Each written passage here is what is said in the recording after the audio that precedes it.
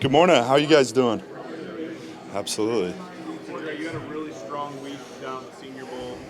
How has that process kind of elevated your game and got your name out there a little bit more going into this process? Yeah, it was an awesome week down in Mobile, Alabama. Being able to play football again and get back in those shoulder pads was awesome. And I think that's just kind of the ability to go down to an all-star game and play football and kind of showcase who you are as a football player against that elite competition is super important in this process. And the Senior Bowl does it the right way down there and had a pretty good week. Right, if you had an opportunity to be drafted by the Lions, there would be a potential that you would maybe have to kind of redshirt that year and flex in. And now, is that something that you're open to doing, or you just want to get out there and start immediately? Yeah, I think the mindset coming in is you want to learn as much as you possibly can and understand that there's a growth aspect going from college to the NFL. So when you kind of come into a new ball club, you want to learn from those vets and try and be the best player you can be and have an impact. And the competitor in me wants to go out there and kind of play right away and start playing football because you never know when this game's going to be taken away from you. So, but understanding there's a process to becoming a good football player in the NFL. Have you had a chance to formally meet with the Lions? Informally, yes. So was able to meet with their assistant offensive line coach, and it was a good time.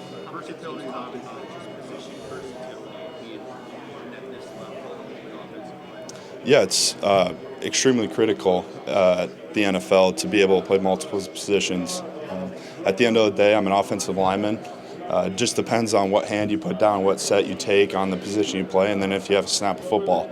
So that's the big part about this process is understanding that you never know what position you're going to have to play on any given week, and going out there and just being the best football player you can be is really critical. In your conversation with teams, has there been a position that really stands out that pros really feel like they're going to play? Yeah, I would say offensive line. Tight end? Yeah, maybe tight end. I don't know. I got pretty good hands, so we'll have to see. Have you met with the Buccaneers this week? Yes, I have. Yep. That was a formal interview. It went well. Really kind of got a pretty good buddy down there, so it'd be pretty sweet to meet back up with him. So 40 times tomorrow. I'm not sure. Hopefully kind of that 4.4, 4.5 range. No, I have no idea. We'll have to see. If you wound up with Ben Johnson in Chicago, he liked to do all kinds of stuff with Penei Sewell. Do you feel like you could be a quarterback if need be? Yeah. Well, I played quarterback till the 8th grade year, and then they kind of saw my body frame and said, go have fun on the offensive line protecting people. So I was a pitcher in baseball, so I think throwing a football is kind of a hidden talent of mine, and maybe a team sees that in me. You had a chance to meet with the Chicago Bears? Yes, sir. How'd that meeting go for you? It went well. They're kind of a really talented football team. I love their QB, love watching him play and make plays. I'm training with a buddy who played for him at USC, so being able to watch his highlights and understand how special his talents are is pretty cool.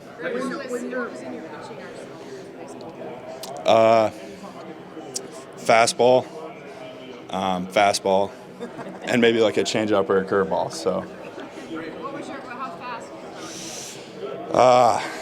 I could throw it hard enough to get a little bit of chatter, but at the end of the day, it wasn't hard enough to really kind of take baseball as a route.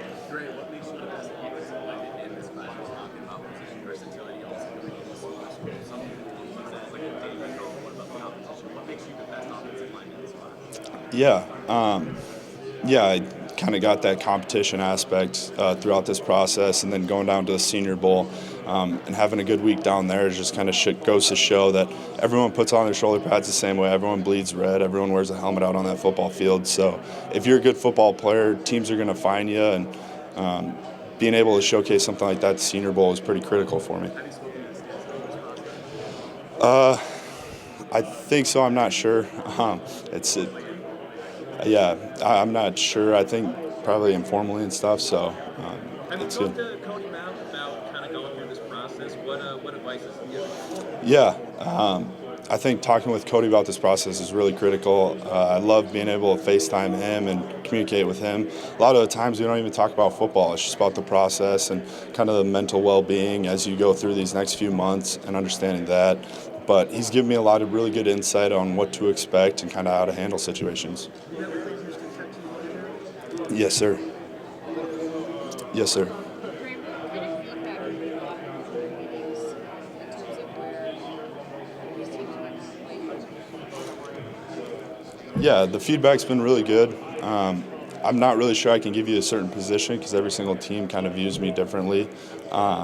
And having that availability is kind of the best ability to have in this process, and understand that I'm an offensive lineman, I'm a football player. It doesn't really matter what position you play, it just matters where you line up, and you're going to have to block somebody at the end of the day. Do you have a thought as to what your best position on the line in the NFL might be? Yeah, I'd probably say offensive line. Yeah. Yeah, so Yep.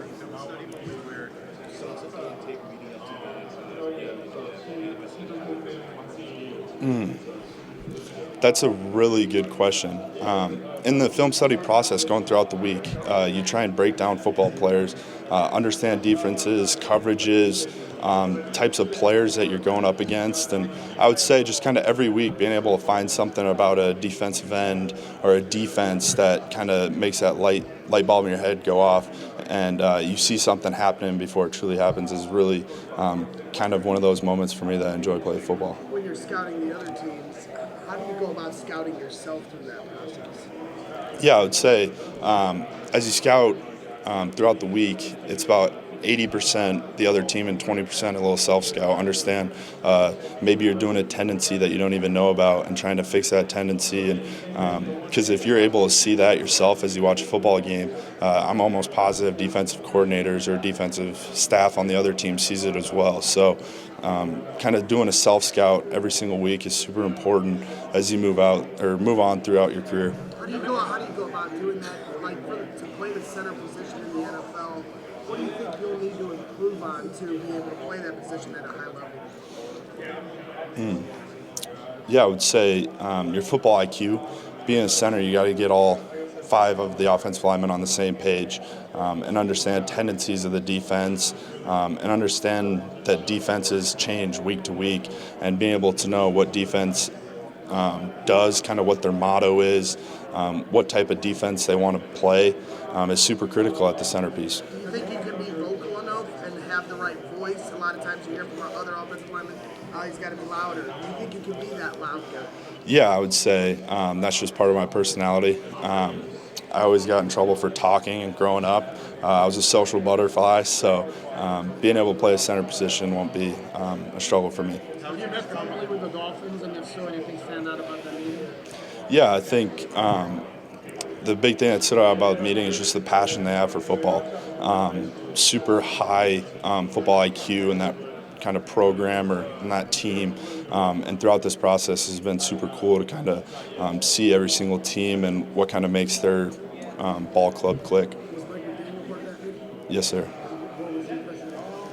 Man, he's got a great outlook on life, happy-go-lucky type guy, and loved being able to kind of finally meet him, shake his hand, and have a meeting with him. So that was kind of a surreal moment for me. Yeah, absolutely. I was just texting Jalen. He was on a vacation in the middle of January out on a cruise, I think. So I'm happy for him and his wife. And another guy that I just kind of lean on throughout this process.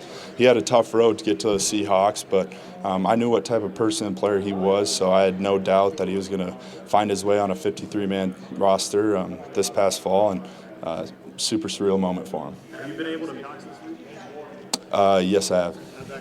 It was a really good interview. Really like their offensive line coach and their head coach and the program that they have, or the ball team that they have out there. So I'm excited to kind of get to know that. Have you been able to meet with the Colts and offensive line coach Tony Sperano Jr.? I'm not for sure. Tony's a pretty hands-on guy. I think you'd remember. Yeah. I'm not sure. Throughout this process, met with a lot of teams, and so just trying to remember everything has been a little tough for me. How would you describe your leadership style, and what does it mean to you to be a good teammate? Yeah, I think I would say my leadership style is kind of lead by example. You got to have a little bit of sweat equity before you start becoming a leader on certain teams or programs. And then I would say I'm a vocal leader as well. being able to understand how guys are kind of wired and how they click and how they respond to certain adversity is really critical in this process. And being a leader is something that you just don't walk in day one and you're just a leader. You got to be able to continue to build and grow and show guys that you have the leadership qualities and you're willing to do anything that it takes. And big kind of motto of mine is I'm never going to ask you to do something I haven't done. So that's just kind of the leader I am. Grey, do you feel like you get more hyped up by clearing a defender out and open up a big hole for a big run, or holding on to a guy long enough for a big pass play to develop? I would say there are pros and cons to both. Rule number one in pass pro is to keep the quarterback upright, to protect your QB.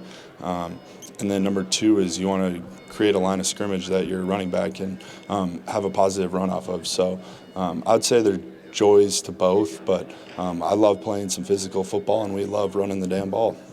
Grey, what do you want people to remember about the name Grey Zabel, the person that you are? Yeah, really good question. I think the first thing I want people to remember is what type of person he is, the type of character that he has.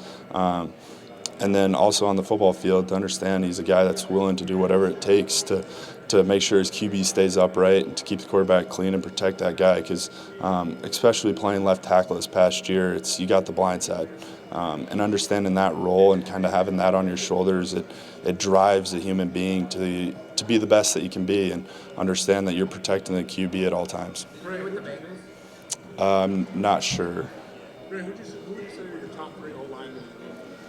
Top 3 offensive line in the game today. I would say number 1 would be Grey Zabel. Just the physicality he has in the run game is unbelievable. Number 2 would be Rashawn Slater out at left tackle. Guy that was told he had too short arms to play out at tackle, but has continued to play at an all-pro level every single year. And then number 3 would have to be my buddy Cody. I love seeing that red hair flowing out of the back of his helmet and just having fun out there playing football. Those probably be my 3 guys that I love to watch. Grey, you said you'd like to enjoy what you saw from Caleb Williams' film. What excites you about a guy that can extend plays like that, but also the difficulty with someone who can't do? Yeah, I think that's really important. And to understand what type of QB you have is super important. I know the talents that Caleb has are pretty remarkable. His feet is unbelievable, but at the same time, there is pros and cons, and that's with every single QB. So understanding who you have back behind you and what you got to do, because at the end of the day, your job is to protect him and make sure he doesn't get touched. Have you met with the Raiders, and if so, what stood out? Yeah, I have. I would just say the big thing that stood out with the Raiders is kind of the fresh blood in their program, the new coaching staff, and their passion they have for football. I mean, they want to win right away, and that was very evident in that meeting. And be able to meet with those guys was a surreal experience, and to especially get to know as much about football from them, because they have a lot of years of knowledge in that coaching staff, and just trying to be a sponge and soak up as much as I can. What are your favorite things from growing up in a farm life? Favorite things. I would probably say the biggest thing about growing up while having a family farm would have to just be the work mentality that you have. Yeah, you get in trouble growing up, or you get in a fight with your brother or something, you're immediately going to pick rocks or pull weeds. So understanding that and trying to be as nice as possible to your brothers is probably a big thing. But it's just something cool to be able to get out and kind of be out in the country and be able to work and do stuff and watch crops grow is super cool. And I just think the whole thing about farming and planting in the spring, you don't get a harvest till fall, and you got to watch that crop grow and develop. That's football as well. Like, you're not a finished product until you're done playing football. So just to continue to grow every single day is one thing I took away from farming that I'm super grateful for. Have you met with the Jaguars this week? I'm not sure. I probably will at some point. Excited to get to know about them and their program. They got a Hall of Fame left tackle in front of offensive players. What would it be like knowing a Hall of Fame and Big Team saw that kind of talent? Yeah, it'd be super cool. And just be able to learn as much as I can, because guys that have done it at a high level for that long have unbelievable knowledge, and being able to understand kind of how they got there and kind of what they had to do to have that type of career would be super cool to kind of talk about and learn from. What kind of coach of the line do you have? T-Roll, he's my guy. I love that man. They're getting an unbelievable person, first off. The energy that he has every single day is unbelievable. I don't know how he does it. He doesn't do caffeine, I think, or maybe he does now, but to have that energy every single day is remarkable. And he's a dude that could get you a run through a brick wall just by having a simple conversation with him. So I was bummed to see him leave North Dakota State, but he's an unbelievable coach, and I'm super excited for his family and his kids have this opportunity to go and coach in Detroit. So super excited for the Detroit tight ends and what type of coach they got. Thanks, Greg. Thanks, Greg. Absolutely. Appreciate it, Greg. Awesome. Take it. Thank you.